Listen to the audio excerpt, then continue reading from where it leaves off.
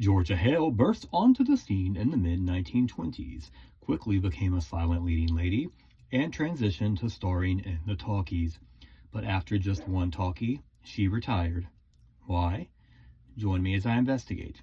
Georgia Hale was born in 1900 in Missouri to George and Laura Hale. She had two older sisters, and the family moved to Illinois in 1903. Georgia began performing in grammar school, with her first part being a fairy in a school play. Based on some acclaim Georgia received for this performance from another parent, her mother took her to audition for the Marlowe Group, a local stage company, and Georgia got her first professional gig on the stage as a child. Georgia continued to act on the stage for the remainder of her childhood and adolescence. After high school, she studied music in college and was cast in the Chicago Winter Follies. In 1922, Georgia won the Queen of the Pageant beauty contest in Chicago and was crowned Miss Chicago. She went on to compete in the 1922 Miss America pageant. Like many of her silent actress peers, her pageant win also came with an opportunity to begin acting on the screen. Georgia moved to New York briefly in late 1922, and according to her biographer Heather Kiernan, began working as an extra in many pictures there before moving to Hollywood in 1923, where she continued appearing in bit parts, including a small part in 1924's No More Women. Her first role of note was in 1925's Harry Langdon's short His Marriage Wow, in which she played a bridesmaid to Natalie Kingston and is featured heavily in the hilarity that occurs in the wedding scene.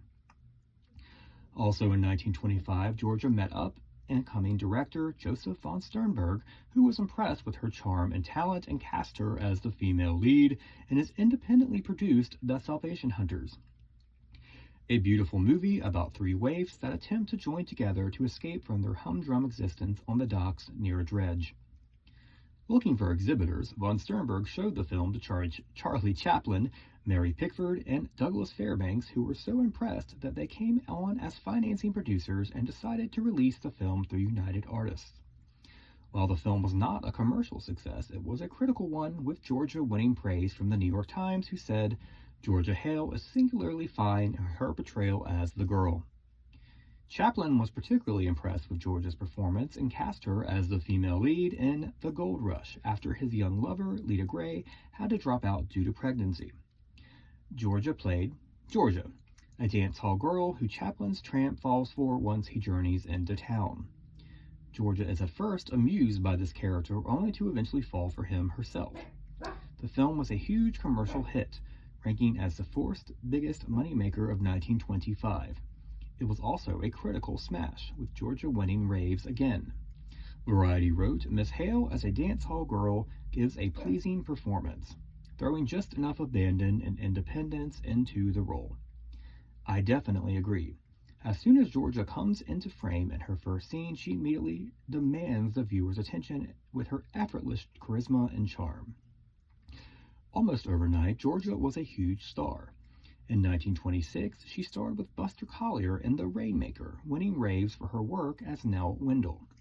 She also starred in her first Western, Man of the Forest, with Jack Holt.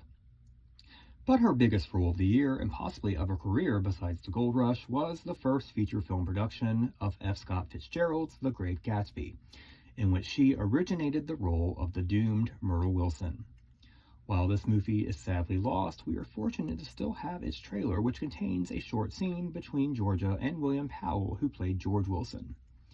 The film was another critical and commercial hit, with Georgia again getting critical praise for her work. Georgia starred in two pictures in 1927. First, she appeared with Buck Jones in the Western Hills of Peril. Next, she got top billing in The Wheel of Destiny.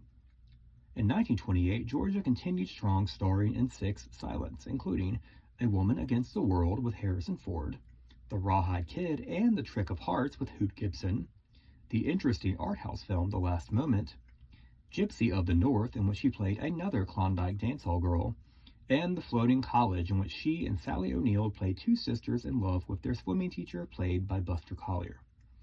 Following this picture's completion, Georgia strangely retired from the screen.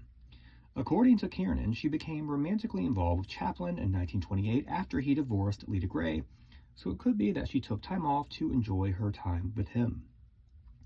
In 1931, Georgia was almost brought out of retirement to star with Chaplin in City Lights after he fired leading lady Virginia Sherrill. While Georgia shot a few scenes in the film and 7 minutes of her work survived, she was ultimately replaced when Sherrill came back to the picture. Georgia then decided to stick around in Hollywood to star in a talkie serial, The Lightning Warrior, which was a Rin Tin Tin adventure western that also starred Frankie Darro and George Brent. Following its completion, Georgia retired for good from the screen. While there's not a lot of information out there about the rest of her life, we do know, thanks to Richard Lemparski's Whatever Became of series, that she taught dance for a while and was briefly a Hollywood choreographer before investing in real estate, where she made a fortune and was able to live comfortably. In the 1960s, Georgia began to write her memoirs, which would eventually be released posthumously as Charlie Chaplin Intimate Close-Ups, although it was more of a personal memoir. I think that title was given to it to sell the book more. She also frequently gave interviews about working with Chaplin and contributed to and was interviewed in the 1983 miniseries Unknown Chaplin for Thames Television, in which she looked absolutely fabulous at the age of 83. Georgia Hale passed away in 1985 at the age of 84. So we are left with the question, why did Georgia Hale retire after starring in just one talkie? It's hard to say. She waited 3 years to make that one talkie, which was due to her retirement to spend time with Chaplin, I assume. Even when he brought her out of retirement for 1931 City Lights, that was a silent film. But then she was let go because it would be too expensive to reshoot all of Virginia Sherrill's scenes with her instead. However, it made a star out of Virginia Sherrill, so it may have benefited Georgia's future career in the talkies. Instead, she appeared in one Western serial and probably decided just to throw in the towel. It's a real shame because, as I mentioned earlier, Georgia has a natural charm and charisma that makes it impossible to see anyone else in her scenes. That, combined with her beautiful emotional abilities, make her truly one of the most talented silent leading ladies. She should have had a more successful career. However, she was lucky to star in one of the most successful and well-remembered and studied silent films, The Gold Rush, and therefore continues to achieve a much-deserved lasting legacy. I must thank my sources for this episode: Georgia Hale herself in her book Charlie Chaplin Intimate Close-Ups, Heather Kiernan's introduction to that book, Richard Lemparski's Whatever Became of Georgia Hale in his series, Trav SD's blog Travalanche, Time Note, Find a Grave, the Thames Television documentary about Charlie Chaplin titled Unknown Chaplin, and archive.org for their digitization of Variety. Please like and subscribe or follow this account if you want to learn more about the history of silent film stars whose stardom lasted only briefly in the talkies. Up next, join me as I investigate the silent to talkie career of James Hall. Thank you so much for joining me. Have a great day.